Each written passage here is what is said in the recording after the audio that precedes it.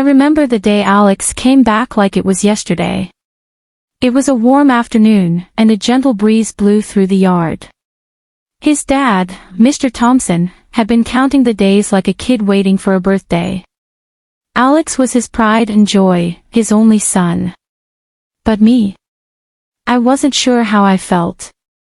The boy I once knew had grown into a man, tall, confident, and with that polished look that comes from living in the city. When he stepped out of the shiny black car that picked him up from the airport, my heart skipped. I told myself it was just excitement, but deep down, I knew better. There was something risky in the way he carried himself, in the way his eyes stayed on me a little too long when he said, "Hey, stepmom," with a smile. "You look exactly the same." I laughed nervously, brushing off the compliment. "Alex, is this how they teach you to charm women in the city?" I joked, but my voice shook. I felt like he could see right through me. The days that followed were tense. Mr. Thompson was always busy with work and meetings, leaving Alex and me alone in the big house more often than I liked. I tried to stay busy, planning events, hosting dinners, but Alex always seemed to find me. "Clara," he called one evening as I stood by the garden, watching the sunset. It was the first time he didn't call me stepmom, and it sent a chill down my spine. "Hi," I said, trying to sound calm, but my heart was racing. "Why did you marry my dad?" he asked, his voice sharp and sudden. I froze. What kind of question is that? He stepped closer, his eyes locked on mine. "I just wonder. You're young, beautiful, and my dad, he's old enough to be your father." I forced a laugh, but it sounded fake. "Your dad is a good man, Alex. That's all that matters." But he didn't look convinced. "You're hiding something," he said, almost like a dare. Then he walked away, leaving me standing there, my heart pounding like I'd just run a mile. That night, I couldn't sleep. Memories I'd buried long ago started coming back. My past wasn't something I talked about, not even Mr. Thompson knew everything. But Alex, something about him made me feel like my secrets weren't safe anymore. The next morning, I decided to confront him. "Alex, we need to talk," I said, finding him by the pool, sipping a drink like he didn't have a care in the world. He smirked. "Oh, now you want to talk. I thought you were avoiding me. Why are you here?" I asked bluntly. "This house is big enough for both of us to live without crossing paths." He leaned back, studying me. "Maybe I like seeing you flustered. Or maybe I'm trying to figure you out." "There's nothing to figure out," I snapped, my voice shaking. "I'm your father's wife. That's all you need to know." "Is it?" he asked, standing up, towering over me. "Because I think there's more to your story, something you don't want me to find out." My breath caught. He was too close now, his cologne filling the air. I wanted to step back, but my legs wouldn't move. "Alex," I whispered, my voice barely audible. This is wrong." "Is it?" he asked, his voice low. "Or is it just easier to pretend?" I didn't have an answer. All I knew was that if I didn't walk away right then, things would spiral out of control. But as I turned to leave, his voice stopped me. "I know why you married him, Clara," he said. "And I know it's not love." I froze, my heart pounding. How much did he know? And what would he do with that information? The house suddenly felt smaller, the walls closing in. I could feel Alex watching me, his presence lingering even when he wasn't around. And Mr. Thompson, he stayed clueless, trusting me in a way that made the guilt unbearable. But it wasn't just guilt anymore. It was fear that Alex could uncover the truth, fear that I was losing control, fear that maybe I didn't want to resist him after all. The days dragged on, but the tension between Alex and me only grew. It was in the way he looked at me, the way his voice softened when he said my name, the way he always seemed to show up wherever I was. I told myself it was nothing, just a young man adjusting to being back home. But deep down, I knew better. One evening, as I got ready for a charity event with Mr. Thompson, I caught Alex staring at me from the hallway. I was wearing a sleek red dress that hugged my figure, a gift from Mr. Thompson, who loved showing me off at events. Alex's eyes traced every inch of me, and I felt my skin prickle under his gaze. "Going somewhere?" he asked, his voice smooth but with an edge. "With your dad," I said, adjusting my earring, avoiding his eyes. "It's a fundraiser." He leaned against the doorframe, arms crossed. "You don't have to dress like that for him. He doesn't even notice." I froze, my heart racing. "What's that supposed to mean?" He shrugged. "Just an observation." Before I could respond, Mr. Thompson appeared, his loud voice breaking the tension. "There's my queen. Let's go, Clara. We can't keep them waiting." I turned quickly, grateful for the interruption. But as I walked past Alex, I felt his eyes on me, and something inside me shifted. I told myself I needed to stop this, to set boundaries. But how do you stop something that feels inevitable? That night, after the event, I came home exhausted. Mr. Thompson went straight to bed, but I couldn't sleep. I went to the kitchen for water, only to find Alex sitting there, shirtless, with a bottle of wine on the counter. "Clara," he said, his voice low. "Couldn't sleep." "Just getting water," I said, stepping back. He poured a glass of wine and slid it toward me. "Maybe this will help." "I don't think that's a good idea," I said, my voice trembling. He stood and walked toward me, his eyes locked on mine. "Why are you so afraid of me?" "I'm not afraid," I lied. "Then why do you keep running?" he asked, his face dangerously close to mine. I opened my mouth to respond, but no words came out. His hand brushed against mine as he reached for the glass of water I was holding, and I felt a jolt of electricity. I hated how my body reacted to him, how my heart raced every time he was near. "Go to bed, Alex," I whispered, stepping back. He didn't move. "You keep telling me to go, but you're the one who can't stay away." "Enough." I snapped, more to myself than to him. "You're my stepson. This can't happen." He tilted his head, a small smile playing on his lips. "It already is." I avoided him the next day, throwing myself into planning a charity event. But Alex wasn't one to be ignored. That evening, he found me in the garden, where I often went to clear my head. "You're hiding something," he said, his tone serious. "I'm tired of the games." "What do you want from me, Alex?"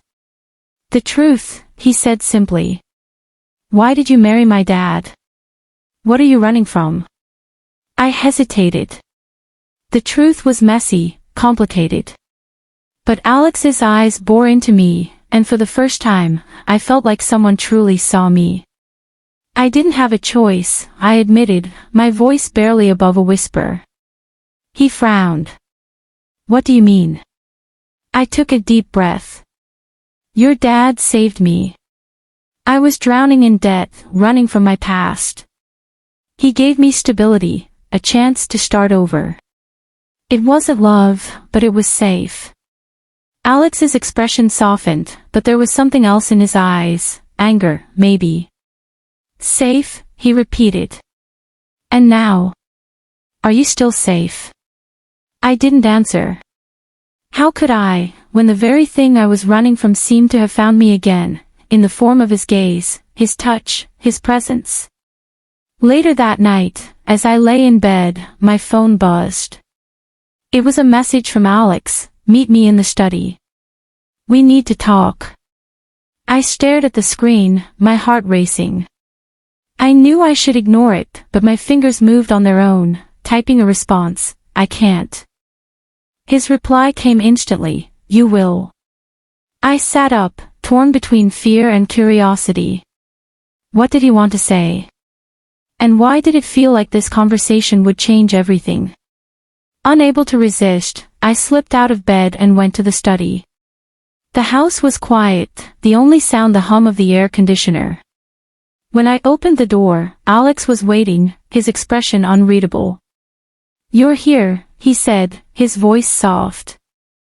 "I shouldn't be," I replied, closing the door behind me.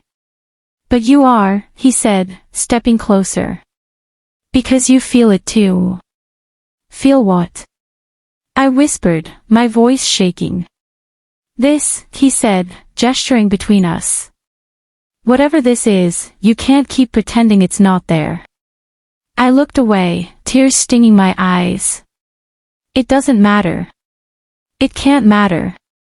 "But it does," he said, his voice firm. "And we both know it." For a moment, neither of us spoke.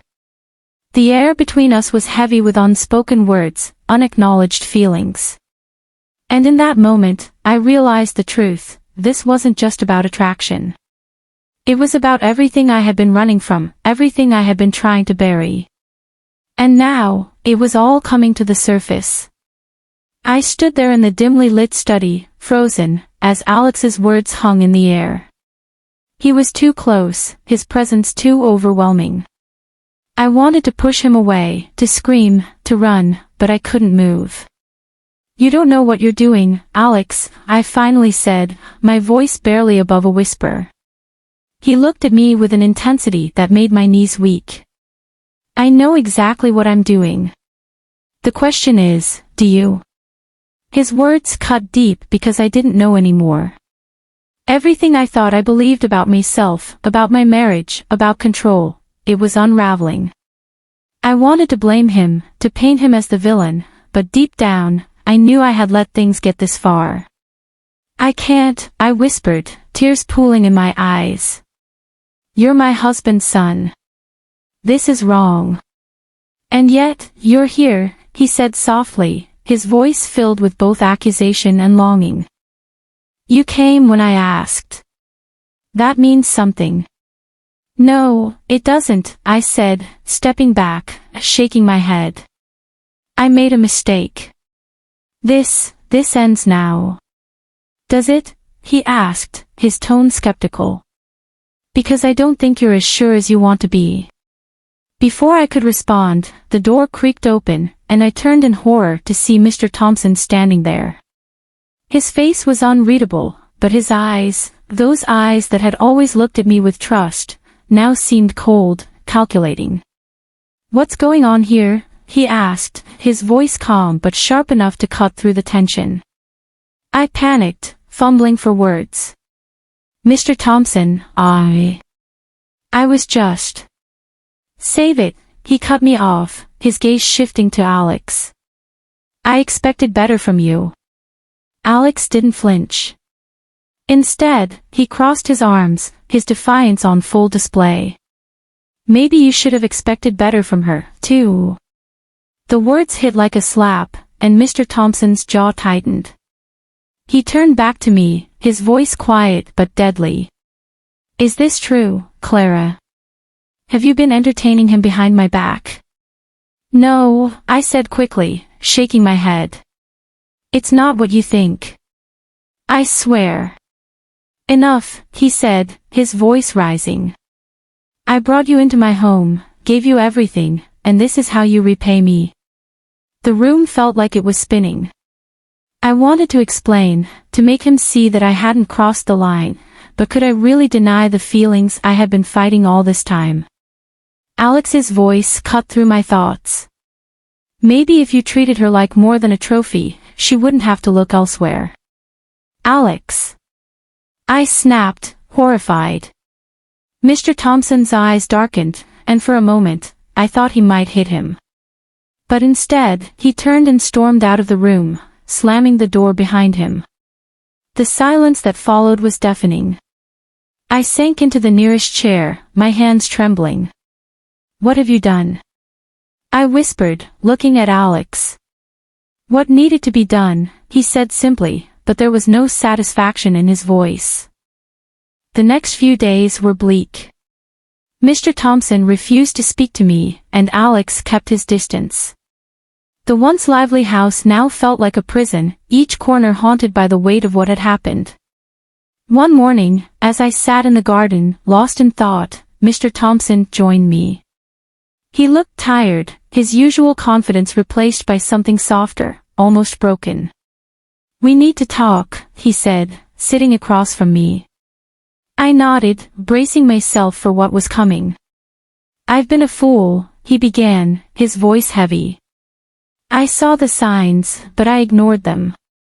I thought if I gave you everything, it would be enough." I shook my head, tears streaming down my face. "It's not your fault. This is on me. I should have set boundaries. I should have." "No," he interrupted, his tone firm. "We both made mistakes. But this can't continue." I nodded, knowing he was right. "I'll leave," I said quietly. "It's the only way to fix this." He looked out at the horizon. "Maybe that's for the best."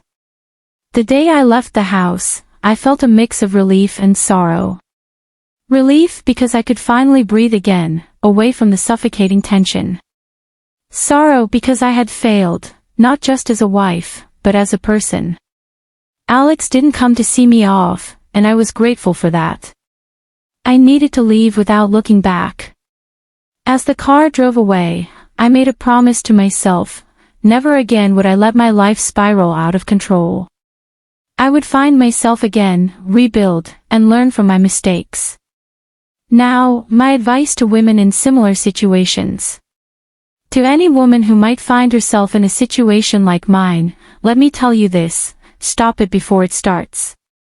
No matter how lonely or unfulfilled you feel, stepping into dangerous territory is not the answer. Boundaries are your shield, use them. If you're in a marriage where you feel trapped or undervalued, speak up. Communicate your needs. If things can't change, then leave with your dignity intact. Never let loneliness or curiosity push you into something that will haunt you later. Remember, your peace of mind is priceless, protect it at all costs. Thank you.